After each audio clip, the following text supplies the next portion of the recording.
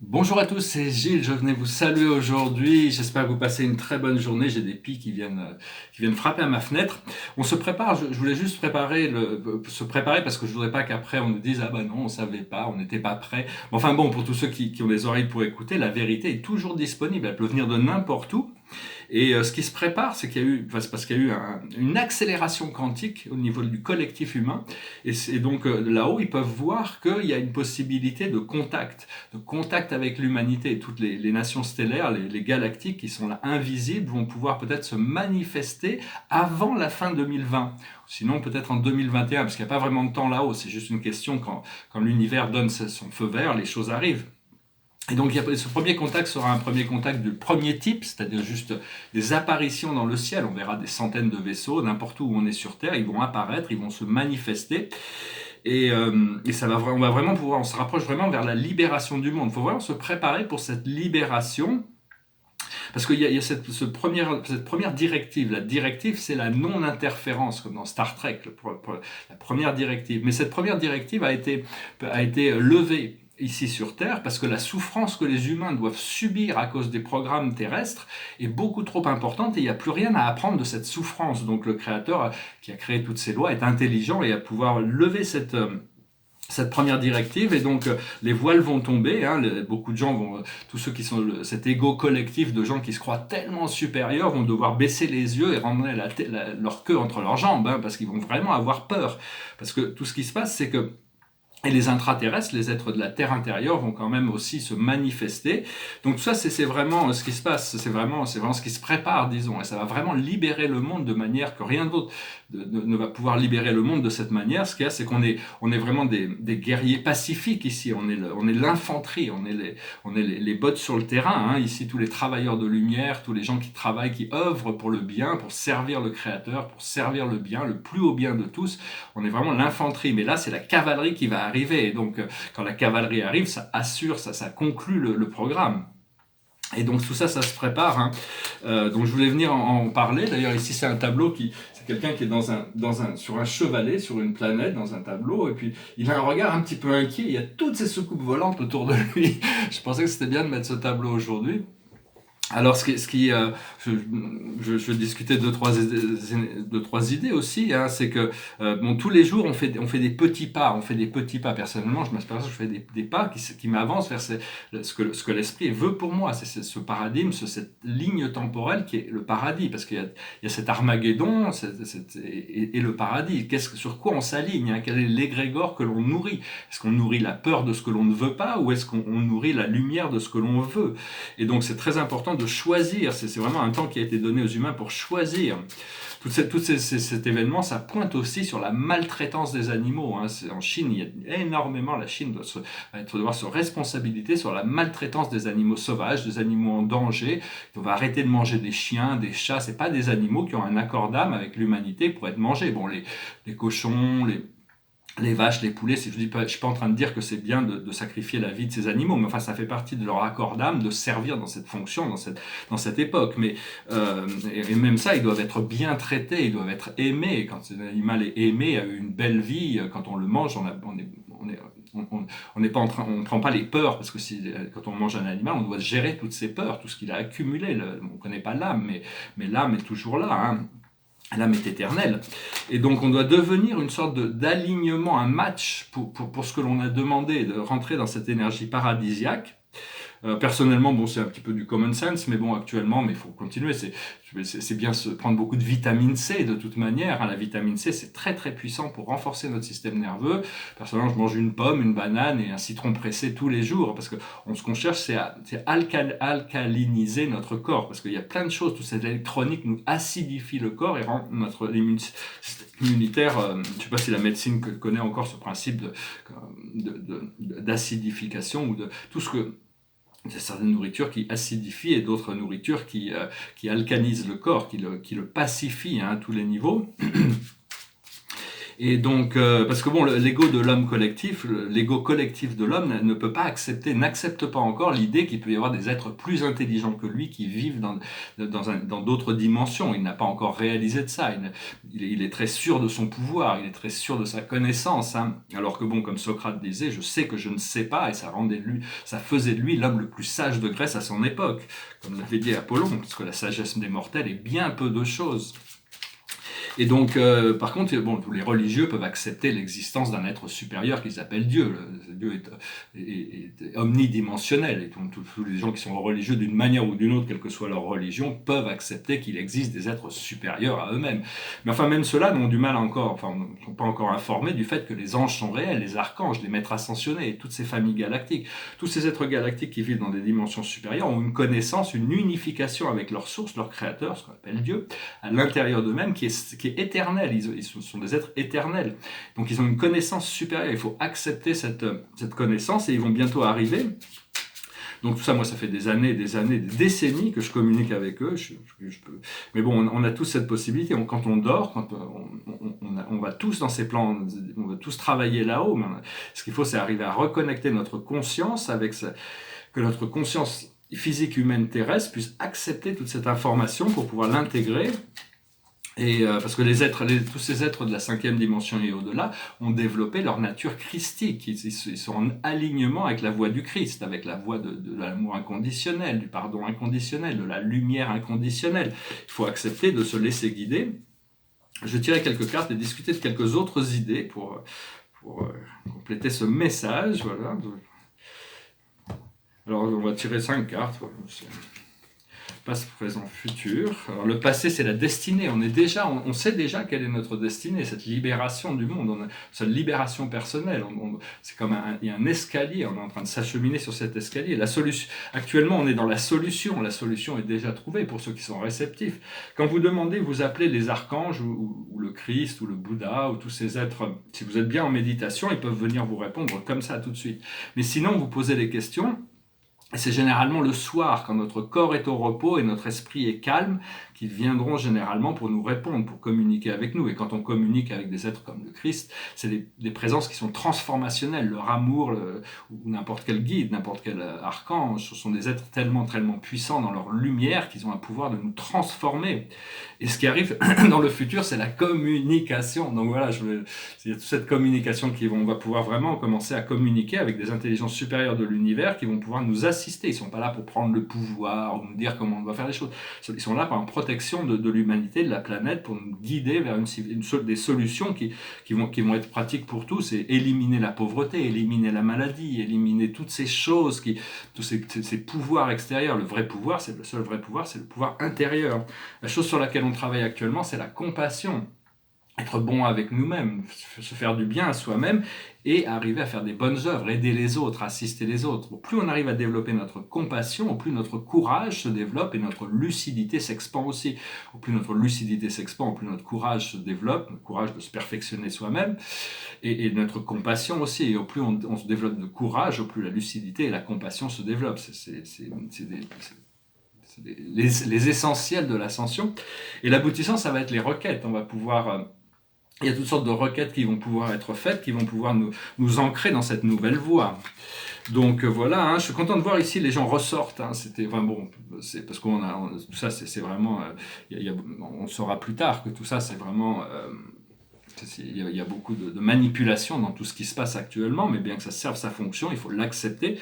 Mais je voyais pendant 30 jours, quand je faisais mon jogging, j'étais presque seul dans les rues. On voyait une personne passer qui faisait son jogging, ou une personne qui faisait ses courses. Alors qu'hier, à partir du moment où on a dit qu'il y avait 30 jours de confinement, maintenant il y a des voitures tout le temps qui passent, il y a des gens un peu partout dans la rue, ils ressortent, et bon, on est confinés, mais bon, on va quand même pas rester enfermés quand même pour autant.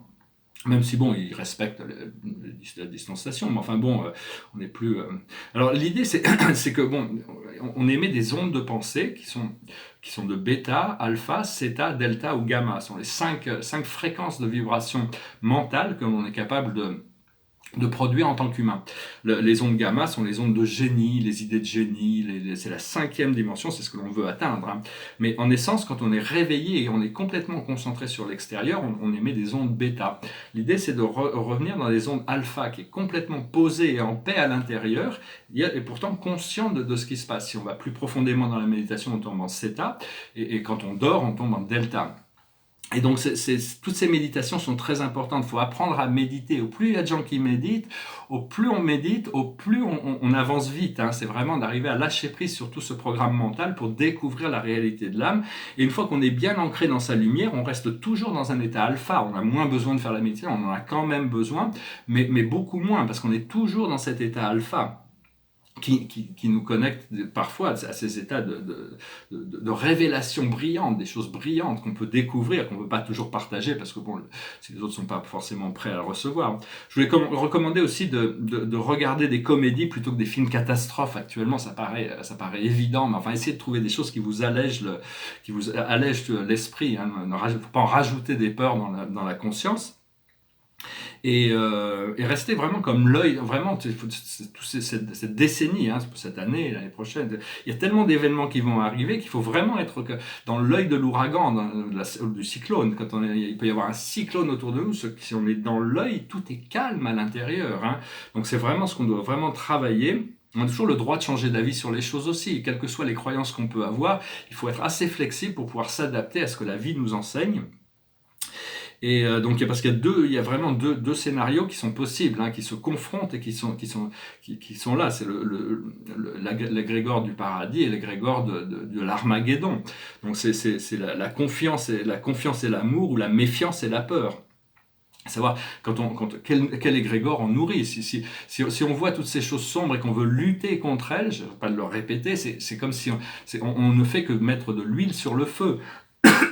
Alors que si on a confiance de savoir que ça fait partie du plan divin et que tout ça va se désagréger, avant qu'on puisse rencontrer ces choses qu'on pense qui vont arriver dans notre futur, parce que dans le présent ça va, hein, c'est juste le passé. Le passé, c'est un peu, on a des regrets sur le passé et on a un peu d'anxiété sur le futur, mais dans le présent généralement des choses se passent bien. Et donc je voulais aussi dire quelque chose d'un peu humoristique. Il y avait un grand auteur qui s'appelle Aldous Huxley, qui disait la science médicale fait tellement de progrès, des progrès tellement remarquables que bientôt plus personne ne sera en bonne santé. Juste pour pointer, il avait déjà vu ça, hein, comme George Orwell avait déjà vu tout le programme qui allait se défiler en 1948, il a pu voir tout ce qui allait arriver devant lui, que ces manipulations. Et donc voilà, restez vraiment positif. Il faut arriver à pouvoir voir que tout ce qu'ils essaient de mettre, toutes ces choses négatives qui veulent se mettre en place, ils n'y arriveront pas de toute manière. Donc c'est pas la peine de mettre de l'énergie à avoir peur de ces choses, hein, lâcher prise sur toutes ces choses.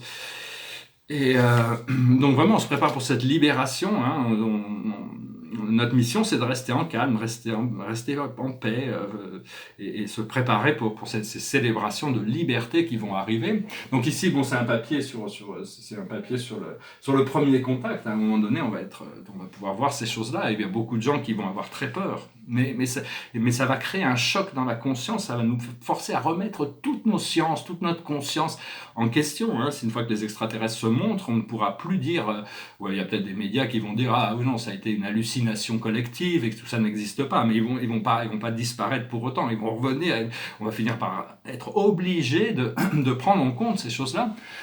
Derrière moi, c'est un tableau cosmique. Et ici, c'est un tableau qui a été influencé par des extraterrestres hybrides et positifs qui s'appellent les Asesani.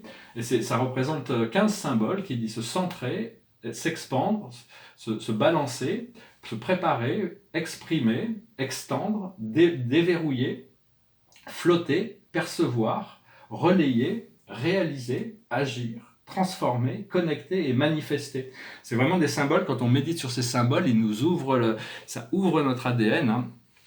Donc voilà, je vais chanter une chanson qui me passait par la tête, c'est une vieille chanson, je ne sais pas si vous la connaissez, c'est une vieille chanson, mais bon, c'est une chanson de pop music qui me passait par la tête. Vous devez vous souvenir de cette chanson, c'est une chanson de Billy Joel.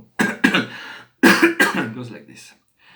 It's 9 o'clock on a Saturday, the regular crowd shuffling. There is an old man sitting next to me, making love to his tonic and gin. He said, son, can you play me a memory?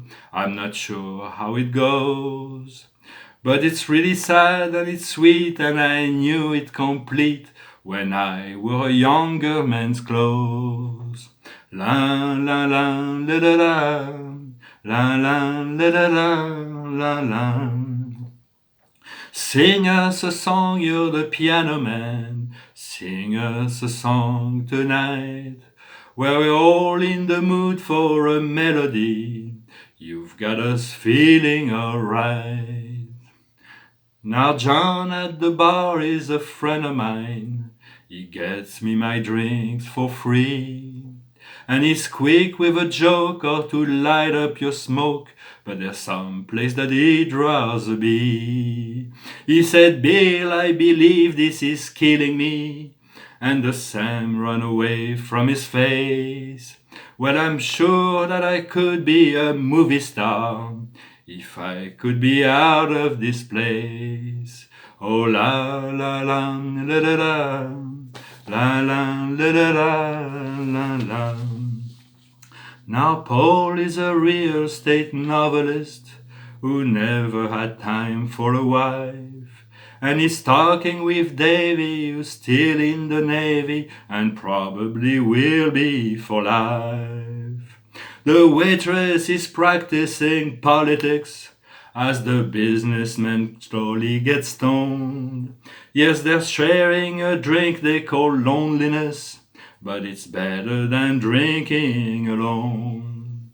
Sing us a song, you're the piano man. Sing us a song tonight, where we're all in the mood for a melody.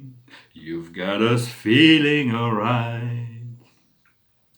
It's a pretty good crowd for a Saturday, and the manager gives me a smile, 'cause he knows that it's me they've been coming to see, to forget about life for a while. And the piano sounds like a carnival, and the microphone smells like a beer, and they sit at the bar and put bread in my jar and say, man, what are you doing here? Oh la la la la la la la la la la la la. Sing us a song, you're the piano man. Sing us a song tonight, where we're all in the mood for a melody. You've got us feeling alright. Voilà, une vieille chanson passée par la tête. J'ai raté, je l'avais pas répété, mais bon, je pense que je vais mieux la chanter dans la vidéo en anglais. J'ai raté un ou deux mots, mais enfin, pas raté un ou deux mots. Donc voilà, hein, c'est assez, des fois je me lance dans des chansons, enfin je suis de plus en plus confortable avec ça, bientôt l'esprit me dit que ça va devenir, je vais pouvoir prendre ça beaucoup plus au sérieux. Donc voilà, je vais tirer quelques cartes de la plus haute sagesse pour nous aujourd'hui, c'est la réussite, le succès, on va atteindre le but que l'on recherche, hein, c'est de pouvoir savoir que le but que l'on recherche est entre nos mains et dans notre pouvoir, parce que comme disaient les stoïques, il n'y a pas de... Épictète, essentiellement, le grand stoïque, il y a des choses qui sont dans notre pouvoir et des choses qui ne sont pas dans notre pouvoir. Les choses qui sont dans notre... Il faut arriver à discerner entre les deux et ignorer et lâcher prise sur toutes ces choses qui ne sont pas dans notre pouvoir. Mais dans notre pouvoir, il y a des choses que l'on peut faire et donc c'est à nous de le faire. Ce que l'on doit comprendre, c'est les responsabilités. On a des responsabilités par rapport à notre âme, par rapport à notre société, par rapport à toutes sortes de responsabilités. Mais c'est vraiment les responsabilités de notre âme qui sont les plus importantes. Ce que l'on doit faire, c'est les limitations, accepter les limitations. Actuellement, il y a énormément de limitations qui sont imposées sur tous les peuples du monde. Cet emprisonnement, hein, on est tous emprisonnés, privés de nos libertés à cause d'une grippe. Hein. Bon, tous les ans, maintenant, on va pouvoir faire une quarantaine, parce que la grippe, elle vient tous les ans et elle tue des milliers de gens tous les ans.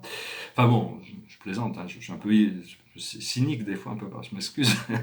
Et l'aboutissant, c'est l'association, le partnership avec Dieu. On va pouvoir s'associer avec notre présence je suis, s'associer avec notre moi supérieur, s'associer avec les forces supérieures de l'univers, c'est cette force de sagesse et de lumière qui savoir que la vie, c'est vraiment, on ne peut pas tout faire nous-mêmes, mais cette présence du divin à l'intérieur de nous a vraiment des pouvoirs que nous n'avons pas. Donc c'est vraiment nous aligner et de voir ce que cette présence veut pour nous, dans la confiance de savoir qu'elle est en train de nous guider vers cette libération. Voilà, je vous salue, je vous remercie pour tout, je vous souhaite une excellente journée, je vous dis à bientôt, namasté.